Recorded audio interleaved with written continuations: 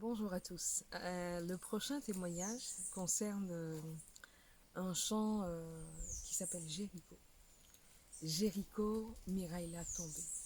Alors c'est un chant qui est très simple, qui est très court, mais je pense que c'est un chant qui est, en tout cas pour moi, qui est puissant. Pour moi qui est puissant parce que, bon, il est lié à une histoire biblique, qui est l'effondrement de la muraille de Jéricho. Et ça date de, oui, peut-être de 2 ans à peu près, de 2 ans, ce chant il a 2 ans. J'étais à, j'étais à une réunion de prière et dans une assemblée, on priait pour différents sujets. Et une fois qu'on avait prié, on avait vraiment imploré la grâce du Seigneur, j'ai vu, euh, j'ai vu comme, je dirais, un peu une vision de briques qui s'effondraient. De briques qui s'effondraient. Et j'ai compris que, en tout cas, je pense que le Seigneur voulait que je comprenne que, euh, vous savez, quand vous priez, euh, vous proclamez des choses, vous positionnez aussi d'une certaine manière, mais aussi, c'est comme si aussi vous êtes en train de régler je veux dire ça, vous avez réglé des choses à votre niveau. Plus vous parlez au Seigneur, plus vous parlez, et c'est pourquoi j'aime à dire que parfois je me suis toujours demandé, est-ce que la prière qu'on fait, c'est pour que Dieu soit informé de quelque chose? Non, Dieu, il sait toutes choses. Je pense que Dieu vraiment sait toutes choses. Mais plus nous prions, plus notre cœur se révèle. Je pense que vous avez dû expérimenter ça. Plus tu pries, des fois ton cœur se révèle à toi-même. Et pour revenir à l'histoire de Jéricho, vous savez, ça m'a toujours interpellé, pardon, les 6 jours que le peuple d'Israël a fait. 6 jours. Mais je me suis dit, mais qu'est-ce qu'il faisait pendant 6 jours? Et il est écrit qu'ils ne parlaient pas. Et c'est au 6e jour qu'ils ont poussé ce cri. Et mais ils ne parlaient pas. Pendant 6 jours, il n'y a pas eu de cri. Et je me disais, qu'est-ce qu'ils étaient en train de faire? Et vous savez, j'ai eu cette pensée, je pense qu'il vient de Dieu, à me dire que vous savez, que vous marchez une journée, et c'est un peu ce qui se passe sur cette propriété, plus on travaille, plus on vient, vous savez, votre esprit travaille beaucoup. Il y a des choses qui vous reviennent de ce que vous avez fait, de ce que vous avez dit, de ce que vous traversez.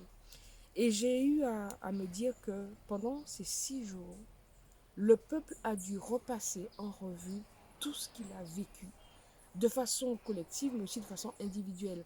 C'est-à-dire que tu marches, déjà marcher 1 heure, c'est une certaine longueur, marcher 2 heures, marcher 3 heures, mais tu as le temps de passer ta vie en revue.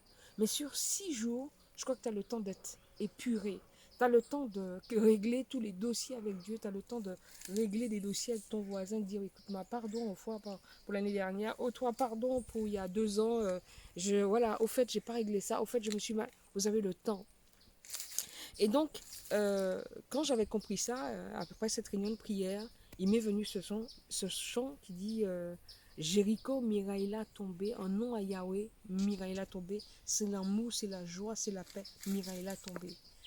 Et cette histoire biblique, après, quelques temps après, je veux dire, c'est particulier parce que quelques temps après, ma mère est décédée quand j'ai écrit ce chant-là, mais c'est un chant bien sûr de joie, de joie. Un chant de joie qui dit Jéricho, Mireille a tombé, Jéricho, Mireille a tombé. C'est un chant puissant, profond, mais aussi vraiment de réjouissance.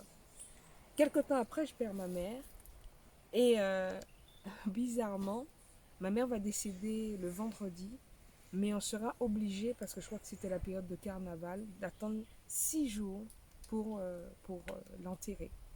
Et pendant 6 jours, bien aimé, je vous dis la vérité, j'étais inconsolable et je ne voulais pas être consolée par Dieu. C'est-à-dire que je me tairais avec moi-même, je me renfermais sur moi, parce que je croyais vraiment que ma mère allait guérir.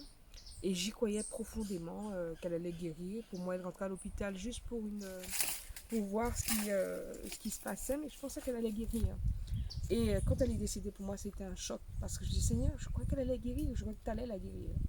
Et j'ai mis 6 jours, à partir du décès de ma mère, à me morfondre sur moi-même et ne pas laisser le Seigneur Jésus me consoler.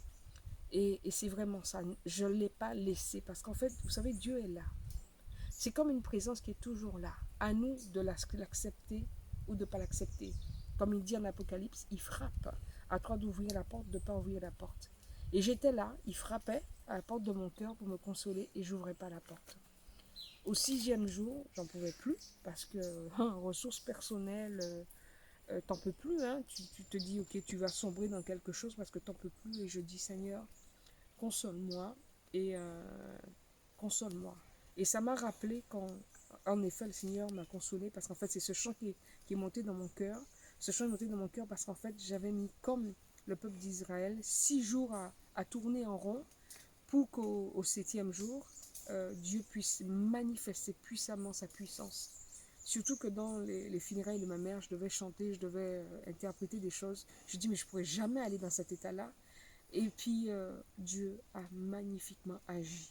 Magnifiquement. Et c'est là que vous voyez que Dieu, c'est quelque chose de miraculeux. La présence de Dieu, la personne de Dieu, c'est quelque chose lié à la vie, mais de façon extraordinaire. C'est puissant et c'est vivant. Le moment où j'ai accepté d'être consolée par Dieu, j'ai vraiment été, je pense, remplie. Je me suis sentie remplie par la présence du Seigneur, consolée, apaisée. Et d'ailleurs, ce chant, je le chantais aux funérailles. Et vous savez ce qui est encore plus extraordinaire, je chantais ce chant pendant les funérailles et il y avait beaucoup de monde. Les gens se sont mis à chanter, à vraiment à passer un moment. On se disait, est-ce qu'on était dans un funérailles ou bien dans un mariage? Et si bien que les gens m'ont dit merci parce qu'en fait, ils ont été eux-mêmes restaurés dans le cadre d'un décès. Donc voilà ce que fait la présence de Dieu. Voilà ce que fait la présence de Dieu, c'est-à-dire que la présence de Dieu, l'amour de Dieu, la joie de Dieu n'a pas de rapport avec ce que nous vivons. C'est ce que je disais sur un autre chant. Même dans le deuil, Dieu touche les cœurs. Même dans le deuil, sa présence transforme l'atmosphère de peine en joie. Non pas que le Seigneur n'en a que faire de notre peine ou n'en a que faire de du deuil, pas du tout. Mais en fait, Dieu c'est la vie, donc sa puissance de vie transforme. Sa puissance de vie transforme, j'ai envie de dire, des ossements desséchés en ossements avec lesquels il va couvrir de chair, qui va couvrir de nerfs, etc. Donc voilà, le témoignage de Jéricho. Miraïla tombé en nom, Miraïla tombé. Joie, paix, amour, c'est ça Jésus.